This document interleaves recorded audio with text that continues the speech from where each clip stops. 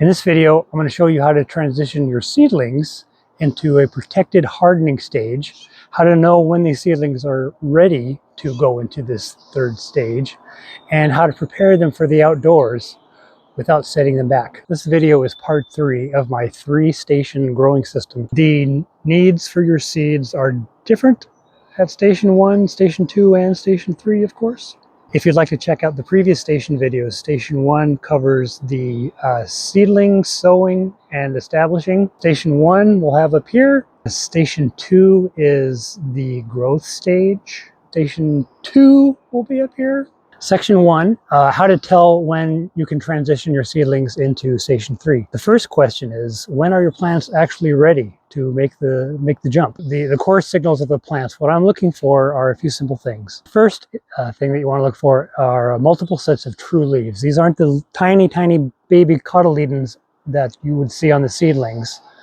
At this point, the plant is actively growing and not just living off of the stored energy in the seed. This is a tray of zinnias, zinnia seeds that I started on the 18th, and this is in the Miracle-Gro seed starting mix that I've had really good success with for a number of seasons. A lot of these have not only the cotyledons, the first set, which is probably an example here, but they've also got some mature sets of leaves coming up. That would be another an additional set of leaves. See, these are what the mature leaves are going to look like. So these are ready to be promoted to stage 3.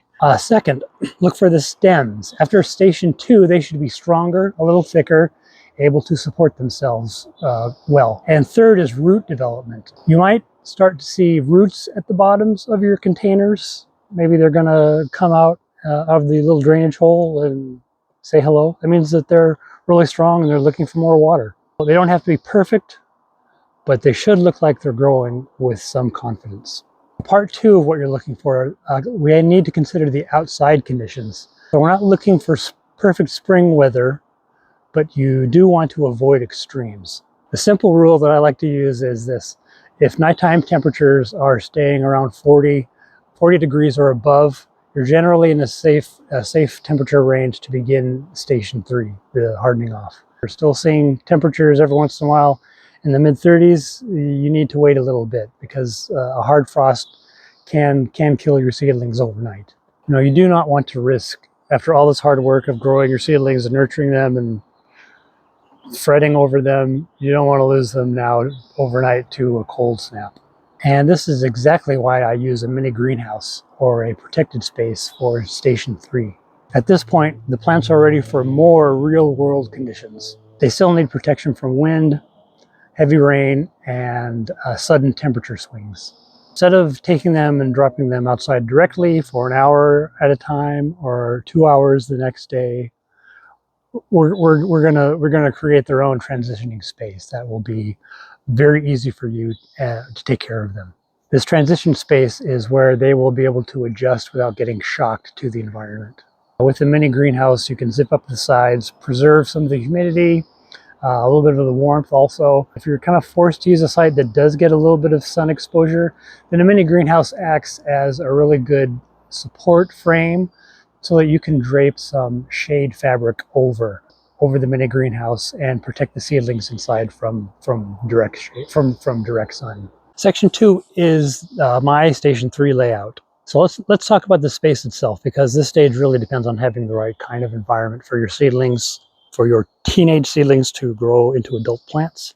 And I have my station 3 mini greenhouses set up in our catio. Key features of station 3 that you want to be aware of: protection from the harsh elements, some temperature buffering, and you will need access to light and power because you are still going to be using grow lights. So this is my stage 3 setup. We are in the somewhat protected, covered, like you call it, the catio, because this is where the cats can come out and enjoy a little bit of outside without going outside. And I have had these 2 mini greenhouses set up in here, so they receive the normal ambient temperature, which is, I don't know, right now probably in the 50s. The seedlings that come out here to stage 3, they receive grow lights 12 hours a day. They receive the ambient temperature, but there is no artificial heating. Here are the zinnias in their new stage 3 home. Again, they're really close to the grow lights, about 2-3 inches there.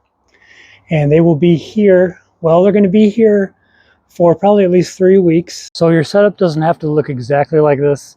This could be a small greenhouse, a covered patio, even a sheltered corner near your house. I know that some people like to use large storage bins, and that works pretty well. And even if you have some storage bins that don't have lids, you can put them upside down, put the trays on the ground, on your patio, in your protected area, in your somewhat protected area, and cover the tray with the storage bin itself.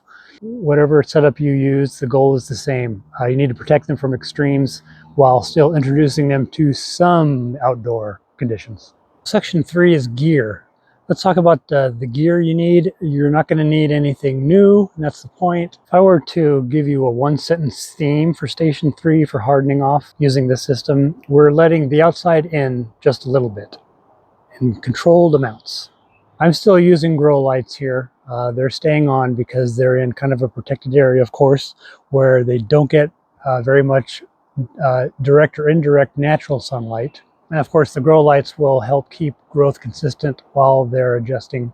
No heat mats, and of course, no humidity domes. Those were left behind back at Station 1. In this station, Station 3, stability matters more than pushing growth. Plant watering needs while they're in Station 3. You want to continue using bottom watering into the tray so that the plant roots need to dig deeper and get to the water. You need to monitor them a little more closely than you did in Station 1 and 2. These plants, when they're outside, they could be subject to faster evaporation in the station, and larger plants might need a little bit more water. So the water situation is going to be a little more variable this time in this station than they were inside. The grow light schedule, still keep with the 12 to 14 hours total exposure in a day, 12 to 14 hours total in a day. Again, you can split this up into two shifts of 6 or 7 hours with an hour break in between. You can use a simple electrical timer device or plug-in device.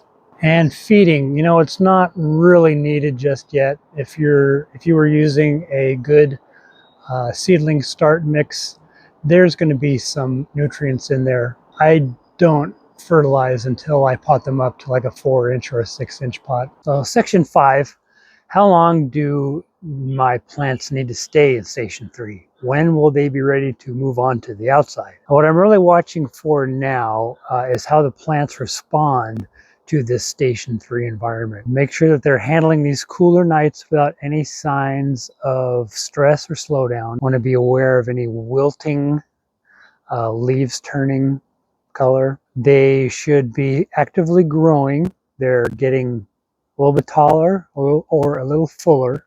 They're not just stalling out and just sitting there. And of course, if something like this does happen, it's best to take them back inside to Station 2. This is one tray of the zinnias that I took outside to put into a Station 3, and it's been pretty chilly the last few nights, and I think I'm just going to default and put them back into Station 2.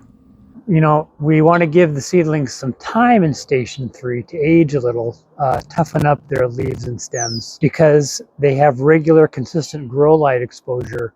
Moving them from Station 3 to the outdoors won't be a big shock. For most plants, you should plan on having them in Station 3 for at least 3 weeks before taking them outside, but I don't usually use a calendar for this stage. There's no advantage for rushing this stage. There is definitely a downside, however, if you do rush it.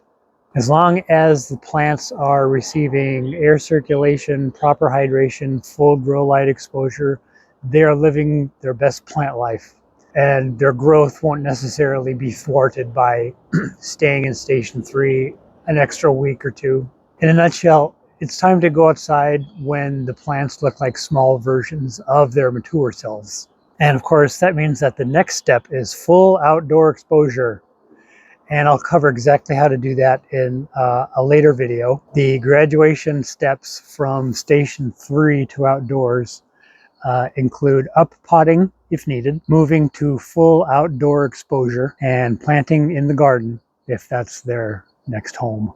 So this final section is common mistakes. Let's run through a few common mistakes here, because this is where a lot of the plants can quietly be set back. So the first mistake would be to put them outside thinking that they're ready to go, and they receive too much actual sunlight.